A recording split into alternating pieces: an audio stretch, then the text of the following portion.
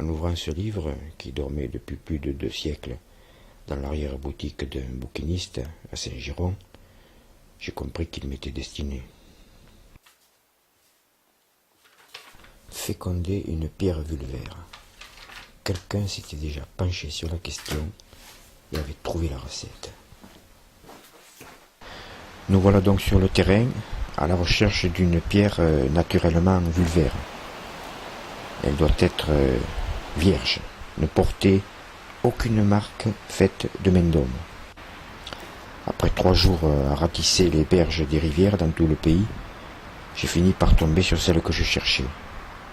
Une belle pierre de 8 kilos, tout en granit, 55 de tour de taille.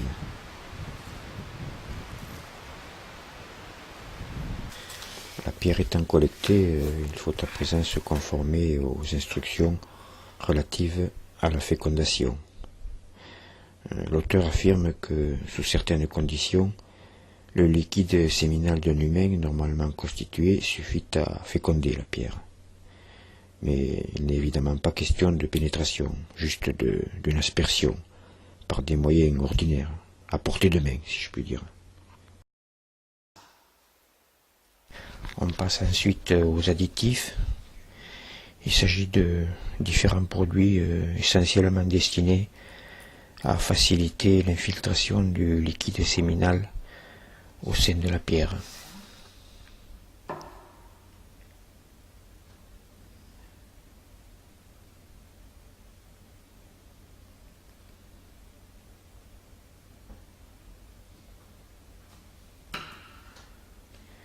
On recouvre avec une feuille de lierre,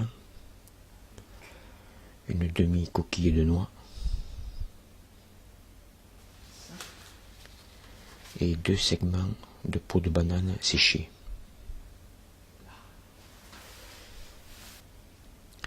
Il suffit de laisser reposer 24 heures dans un silence monacal. Après la fécondation vient la gestation. Pour cette phase, qui va s'étaler sur 66 jours, nous avons opté pour la berge sableuse d'une rivière, entre La Cour et Kerkabanac.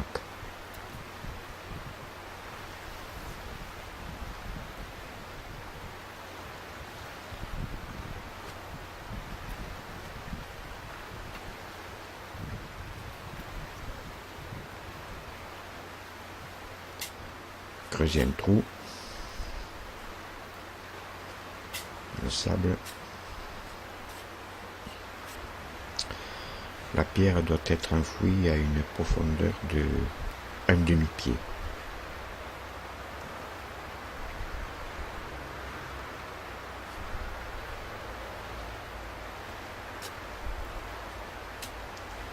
Et soigneusement recouverte.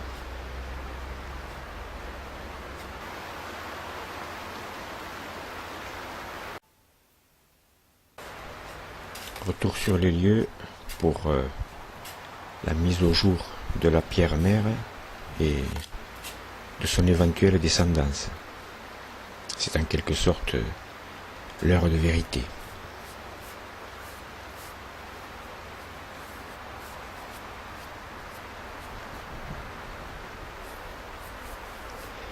Dès les premières investigations dans le ventre de la Terre, j'ai la satisfaction de constater que les prescriptions données par Jules Gagneux dans son livre en 1769, et auxquelles je me suis conformé avec la plus grande rigueur, sont dignes de confiance.